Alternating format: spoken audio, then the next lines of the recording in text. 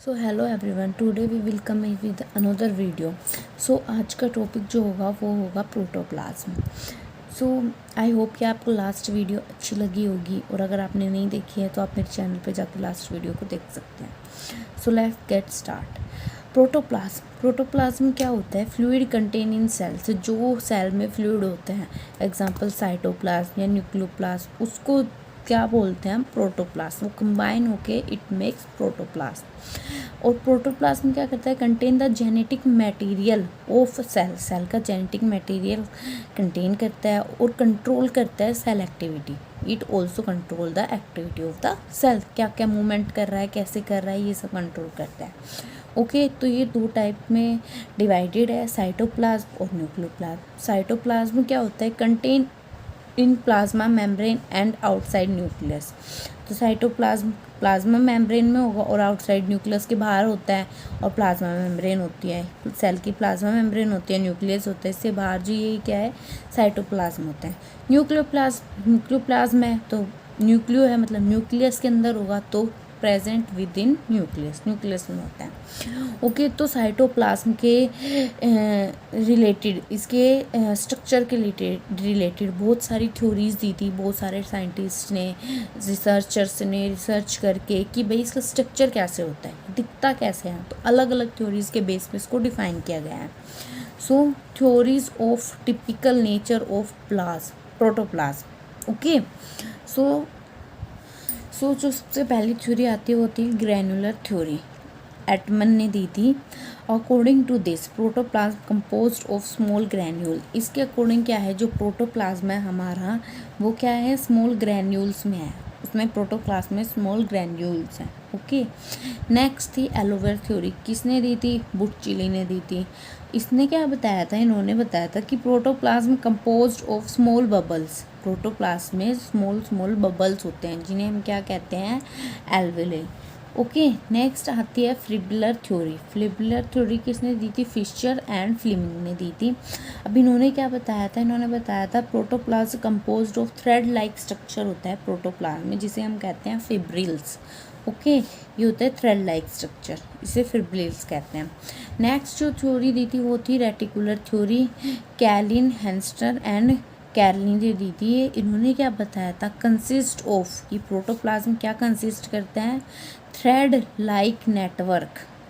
Okay, consist of network of thread like structure. Thread like structure का एक network होता है इसमें, वो कंसिस्ट करता है। नेक्स्ट जो आती है हमारी, अब देखो इन्होंने का पहले क्या था? ग्रैन्यूल्स बताया, फिर एल्वोलाई बताया, फिर फिब्रिल्स बताया, फिर थ्रेड लाइक स्ट्रक्चर बताया। जो नेक्स्ट थ्योरी दी फिर सबने, क्योंकि यहाँ से इतना कुछ पर्टिकुलर कुछ स्ट्रक्चर या शेप इतनी नहीं आ पाई कि जेनेटिक मटेरियल फ्री कैसे ले जाता है, इसलिए फिर अलग अलग साइंटिस्ट ने अलग अलग थ्योरी दी।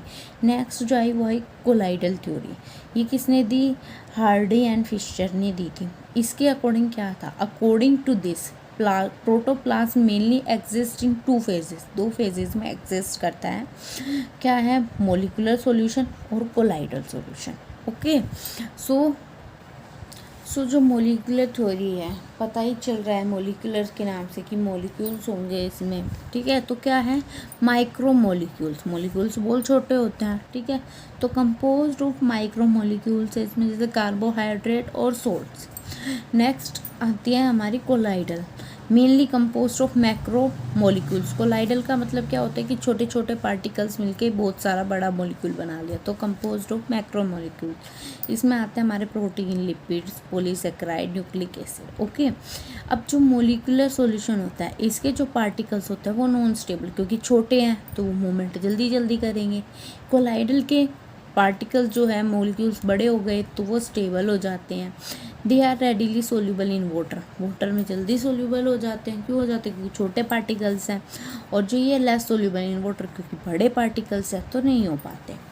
ओके, तो ये थी कुछ थ्योरीज रिगार्डिंग प्रोटोप्लाज्म। नेक्स्ट आते हैं इसकी बायोलॉजिकल प्रॉपर्टीज ऑफ प्रोटोप्लाज्म, कि भाई कैसे कैसे मूवमेंट होती है, क्या होता है, किस टाइप स्टेट, कौन सी को स्टेट में प्रेजेंट होता है, कॉन्स्टेंट स्टेट, मोशन कैसे करता है, सब कुछ इसमें पढ़ेंगे हम। जो सबसे वन आता है इसका आता है कॉन्स्टेंट स्टेट ऑफ मोशन, कि इसकी स्टेट कैसी है।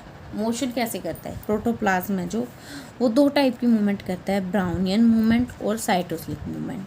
जो ब्राउनियन मूवमेंट वो क्या होती है, straight movement of particles in same direction until they collide with each other to change its direction. मतलब क्या होती है, स्ट्रेट मूवमेंट होती है पार्टिकल, जैसे ये पार्टिकल्स है तो उनकी क्या होती है, एक ही डायरेक्शन में सेम मूवमेंट होती है, इसी डायरेक्शन में मूव करते जा रहे हैं, इसी में मूव करते जा रहा है।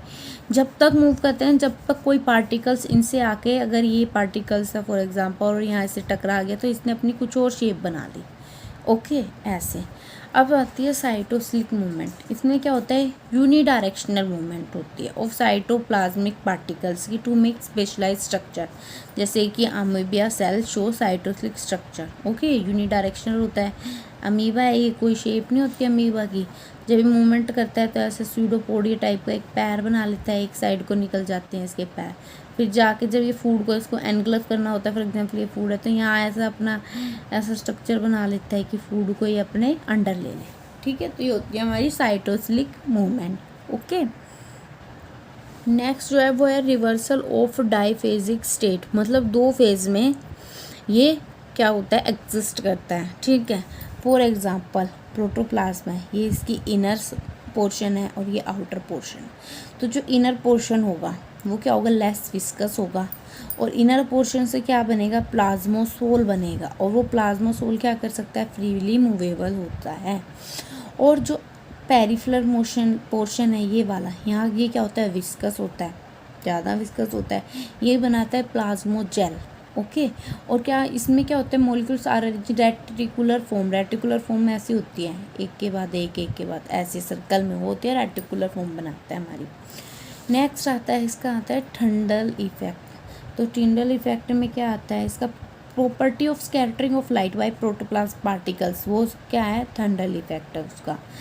जो पार्टिकल्स होंगे उसमें जैसे ही लाइट उनमें पड़ी तो उन्होंने क्या कर दिया, लाइट को स्कैटर कर दिया। ठीक है, light with more wavelength shows less scattering, जितनी ज़्यादा वेवलेंथ होगी उतनी कम स्कैटरिंग शो करेगी, या वाइस वर्सा है, जितनी क्या कहते हैं, जितनी ज़्यादा स्कैटरिंग होगी उतनी कम वेवलेंथ होगी, ये है। ठीक है, देखो जैसे कि प्रोटोप्लाज्म का स्ट्रक्चर है, ये दी गई है, लाइट सोर्स कोई भी लाइट पड़ी पार्टिकल्स में, ठीक है, तो इन्होंने इस पे पड़ी ब्लू लाइट थी, इस पे पड़ी रेड लाइट थी। ठीक है, तो ब्लू है, लैम्डा लेस होगी, रेड का जो लैम्डा है, क्योंकि रेड की जो वेवलेंथ होती है वो सबसे ज़्यादा होती है, ब्लू की कम होती है।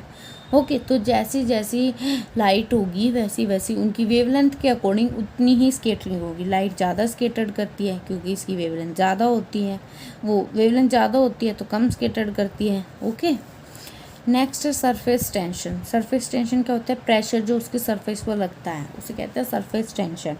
फॉर एग्जांपल ये यहाँ पर मोर सरफेस टेंशन है अंदर की तरफ, तो provide stability to the cell, जब उस पर प्रेशर पड़ रहा है तो वो स्टेबिलिटी देगा उसे। पेरिफेरल है, इस पर क्या है, लो सरफेस टेंशन है, to prevent cell from collapse होने से बचाता है ये सेल को। ओके नेक्स्ट जो आता है वो आता है केमिकल प्रॉपर्टीज़ ऑफ प्रोटोप्लाज्म। इसकी केमिकल प्रॉपर्टीज़ भी होती हैं।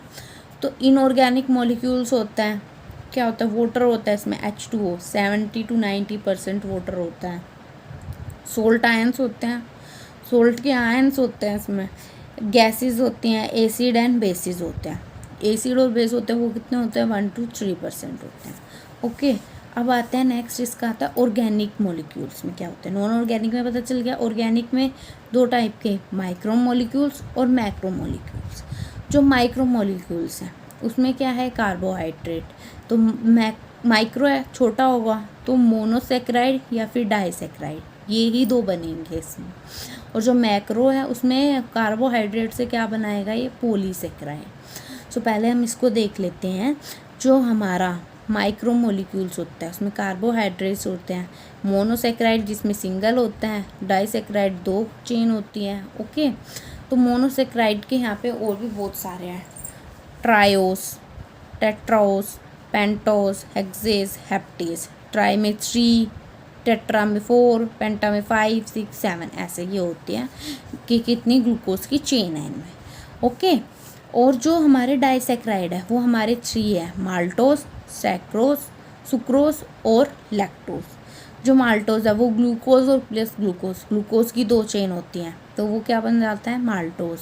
ग्लूकोज प्लस फ्रक्टोज की चेन वो क्या बनाता है, हमारा सुक्रोज।